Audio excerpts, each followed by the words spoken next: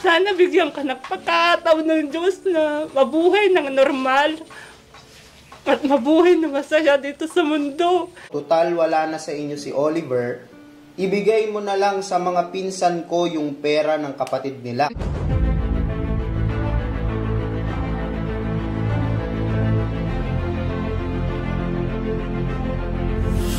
Ayun, shoutout guys. Muli po, welcome to my YouTube channel. Ito po si Kuya July, ang inyong katugang, ang inyong kalingap na muling babati naman sa inyo ng magandang araw, magandang gabi.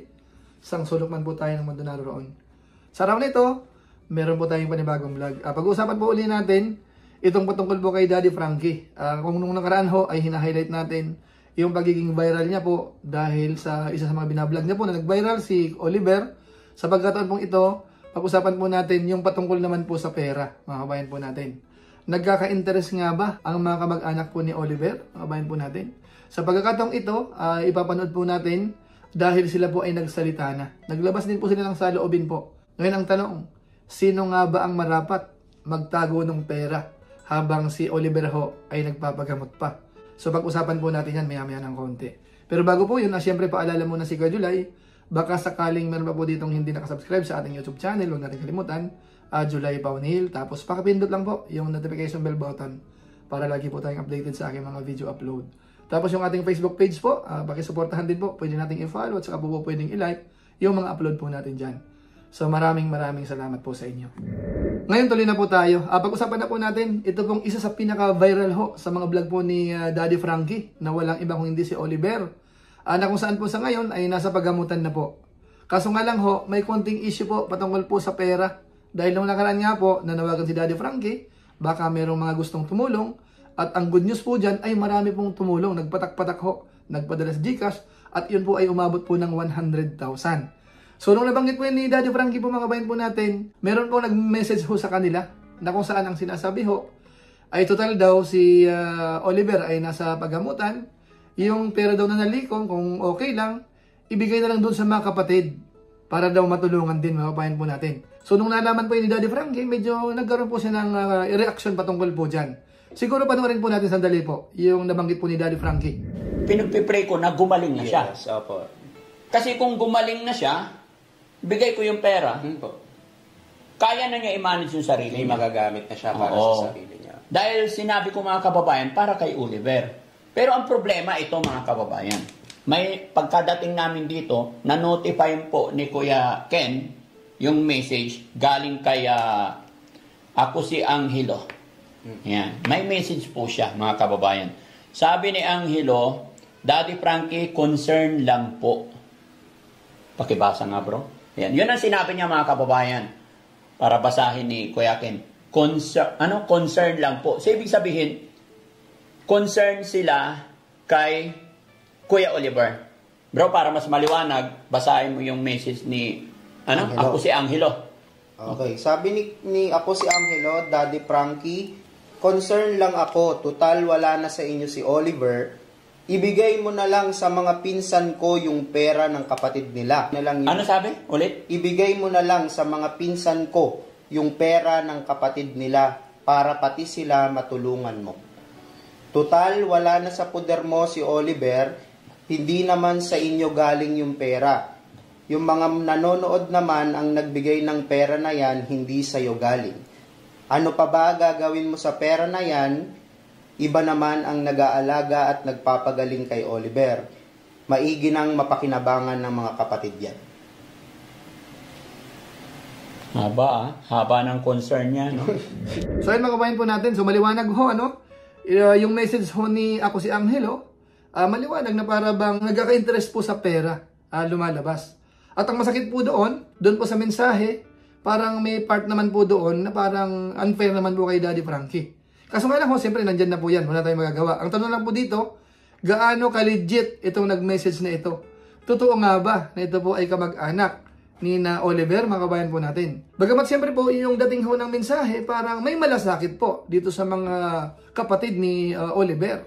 Dahil ang sabi ho, ibigay yung pera. Kaso nga lang ho, nung nakausap po ni Daddy Frankie yung mga kapatid, hindi naman po kilala si Angelo. Ang masabi lang po muna natin sandali, ay maaaring ito po ay hindi legit na kamag-anak, o kaya naman Kung kamag-anak man po yan, nagtatago po sa pangalan.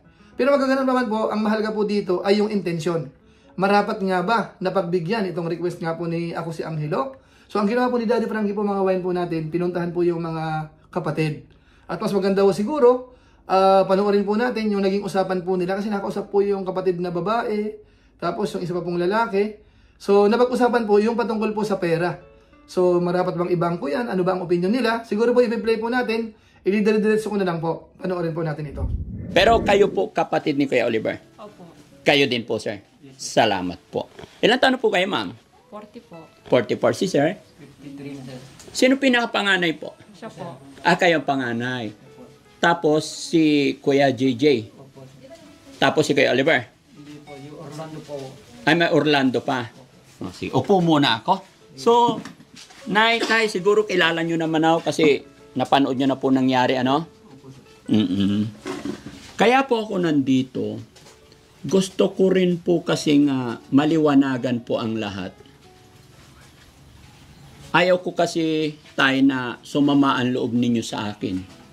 Ayaw ko magalit kayo sa akin dahil mula nung inilapit sa akin ni Ballpoint Man, ang kapatid ninyo, tanging hiling lang namin is para matulungan yung kapatid ninyo. Kaya lang gusto ko lang linawin po, sino po sa inyo si Angelo? Wala po. Wala po. Wala po kaming kilalang Angelo. Wala ka.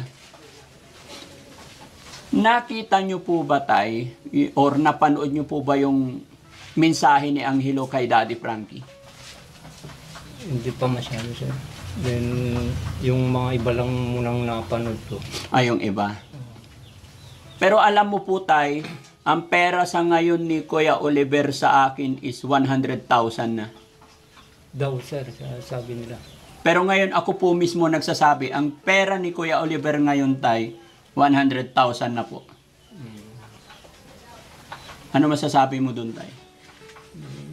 Ibang po na lang. Okay lang sir. Ayos, salamat sa mga tumulong. Sa kanya. Ano po, Nay? Para sa kanya, sa kapatid po namin yun. Ibang ko na lang po para sa kanya. Ilaan po para sa kanya. Yun lang po ang gusto mo sabihin. Si Angelo po, bakit gusto ni Angelo kasi, Nay, ibigay ko daw po sa inyo? Kung ibibigay niyo po sa amin, ibabang ko din po namin. Itatago po. Tatago po namin para ilan po sa kanya. Kung sakala pong gumaling siya, may gagastusin po siya. Yun po ang gusto namin magkakapatid. Gusto nyo magkakapatid, ibangko na lang po. O kaya po, pambili po ng gamot niya. Okay po. Sa ngayon kasi, Nay, unang-una, kaya po ako nagpunta dito para maliwanagan ang lahat din ng napanood. Tapos una, kayo rin, kasi ayaw ko rin po na nababash kayo. Ayaw kong nasasaktan din yung damdamin nyo. Hindi po ba? Kaya lang kasi, ganun po talaga minsan sa social media. Kaya hinahanap ko po talaga kung sino yung nag-message sa akin, sino si Angelo na ang sabi po niya is, Daddy Frankie, total wala na sa inyo si Oliver. Ibigay mo na lang sa mga pinsan ko yung pera.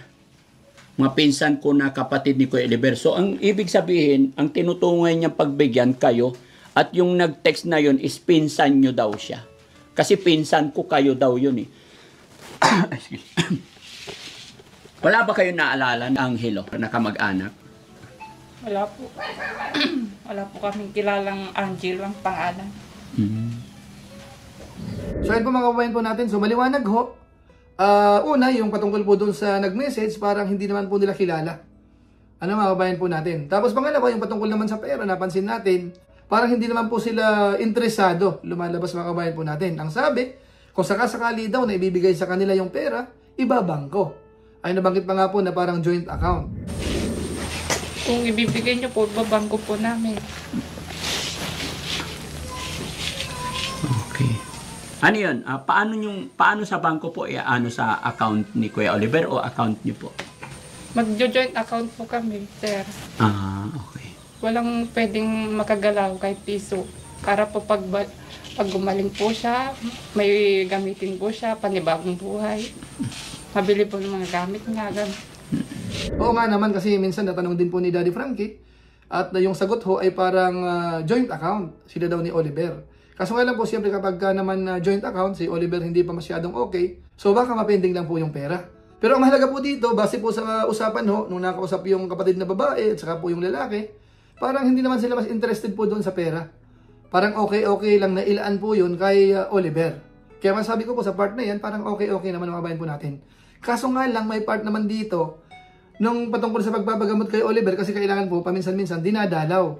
Kumbaga ho, merong time para sa mga kamag-anak. So, nung tinanong po ni Daddy Frankie, ito po yung sagot po. Tapos, Nay, alam nyo po, habang nag-i-stay po si Kuya Oliver kasi doon, may mga araw, may tinatawag po na family day sa pagamutan. O walang bantay doon, pero may araw na sasabihin sila na family day. So, pag sinabing doon sa pagamutan na family day, kailangan may kamag-anak na pupunta doon. Pwede po ba kayo, Nay? Ko po, may mga malilit pa po akong anak eh. May maliit pa po kayo, anak. So, hindi po pwede ikaw, Nay. Ako gusto ko sanang pumunta. Pero hindi ko alam yung sitwasyon kung pwede akong makapunta.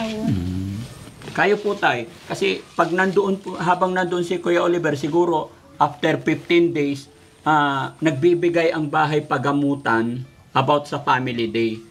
So, yung lahat ng pasyente po doon, dinadalaw ng kamag-anak para matuwa. Yun ay isang pamamaraan po para mabilis makaalala ang ating pasyente. Maramdaman niya na may family na sumusuport at nagmamahal sa kanya. Pwede po ba kayo, Tay? Pumunta doon? Pwede. Kung sino makarap, di salit-salitan kami. Ganun. Basta, kaya lang, ang problema doon, di namin alam ang pasikot-sikot doon. Opo, mahirap pong bumiyahe ng walang sarili. So ayun mga kabayan po natin, medyo napansin lang po natin. Bagamat may dahilan naman po si ate. Dahil nga raw po may mga anak siya na maliit pa. Kaso nga lang po, ang punto po natin dito, dapat konting man lang po sana, parang concern pa. So bagamat naiintindihan po natin, baka ho yung kalagayan talaga nila doon ay hirap na hirap din. Pero kung ano man po ang kulang, nandiyan naman po si Daddy Frankie na po pwede pong umalalay.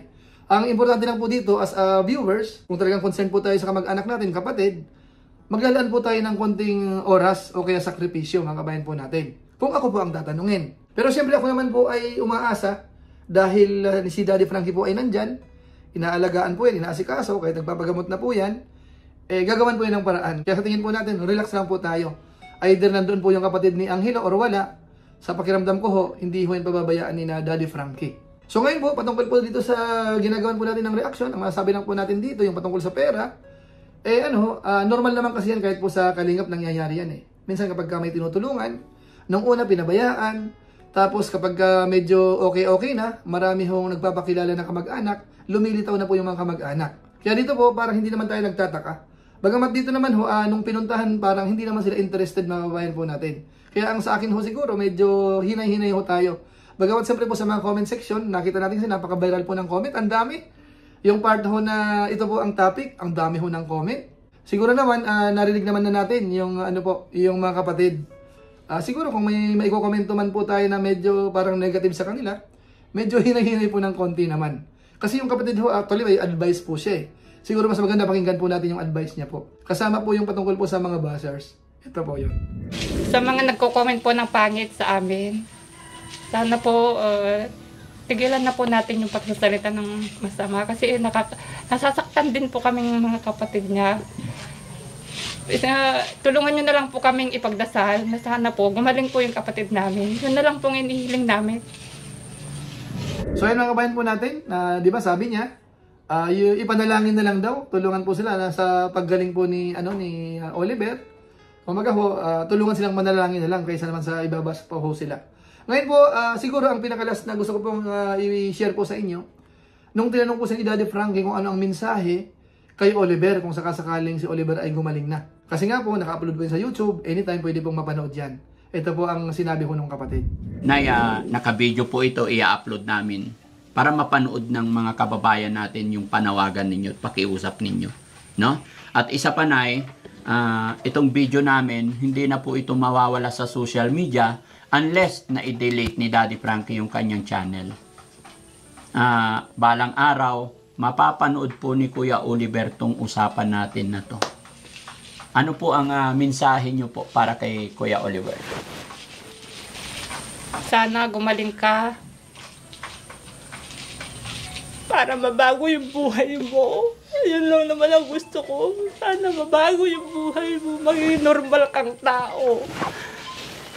Para malasap mo yung buhay, masayang buhay, masayang mabuhay sa mundo. Hindi yung ganyan. Sana bigyan ka ng pagkataon ng Diyos na mabuhay ng normal. At mabuhay na masaya dito sa mundo. Tulungan mo yung sarili mo para hindi ka ganyan. Mag-isip ka ng mabuti para sa buhay mo. Yun lang po. So ayun mga kabayan po natin, yun po yung mensahe po ng kapatid niya. So naramdaman naman po natin na mahal naman po nila si Oliver talaga. Natapat nga lang po na talagang hirap din yung kalagayan nila. Tapos mahirap ding sawayin nung nabubuhay pa yung mga magulang. Hanggat sa namatay po yung tatay. Tapos yun na nga po. Lumala lang lumala hanggat sa isineparate po talaga siya. In-isolate. At sabi nga naman nila, pinapakain naman. Ang hindi lang nila magawa talaga ay yung nililinis. Kaya nga po nung napuntahan po ni Daddy Frankie, talagang nakakaawa. Ang baho-baho po, mga kabayan po natin. So magaganon pa man po, at least po sa ngayon, alam na po natin na magdadalawang isip po tayo kung ako si Angelo, talagang legit or hindi. Pero kung yun man po ay legit or hindi, at least nakatulong po siya para mapuntahan kaagad ni Daddy Frankie naman itong mga kapatid para malaman yung patungkol sa bagay na yun. At ang kainaman po dito, may mga bagay-bagay pa po ditong nalaman tayo doon sa interview po, mga kabayan po natin. So ilan pa muna siguro ang ating mixing reaction video po dito. Patungkol nga po sa usaping pera, yung 100,000 na yan, na tulong para kay Oliver. Actually po, hindi Oliver pala ang pangalan po niyan, Florentino. Kaso nga lang po doon sa vlog ho, nung tinanong, Oliver po yung nabanggit. Pero okay na rin po yan. Kumbaga, kilala natin siya sa pangalang Oliver. Yung isa sa mga nag-viral po sa mga vlog po ni Daddy Frankie. Na sa kayo naman po, kasalukuyang nagpapagamot at umaasa tayo na sana gumaling po siya. So maraming salamat po sa inyo. Hinlang po muna siguro ang ating mixing reaction video po. Patungkol po kay Oliver at saka doon po sa pera. Sino nga ba ang marapat humawak? Yung kamag-anak or si Daddy Frankie? Bagamat siyempre po, kung si Daddy Frankie po ang nagbablog dyan, mas maganda, siya na muna ang humawak. Kasi anytime ho na may mga kailangan, so madali hong dukutin yan o kaya gamitin, mga kabayan po natin. Pero kung sakasakali naman sinabi ng mga sponsors na okay lang na ibigay sa mga kamag-anak, sa tingin ko wala namang problema, mga kabayan po natin. So yun lang po muna siguro. Maraming salamat po sa inyo. At kung inyo po itong nagustuhan, pwede po nating i-share. So muli, ito po si Kuya July, ang inyong katugang, ang inyong kalingap na pansamantalang nagpapaalam po muna. Kita-kita ulit tayo sa mga susunod ko pang vlog. Maraming salamat sa inyong walang sawang pagsuporta po sa ating YouTube channel. Pagpalain naman kayo ng Diyos, mabuhay tayong lahat. God bless. Bye-bye.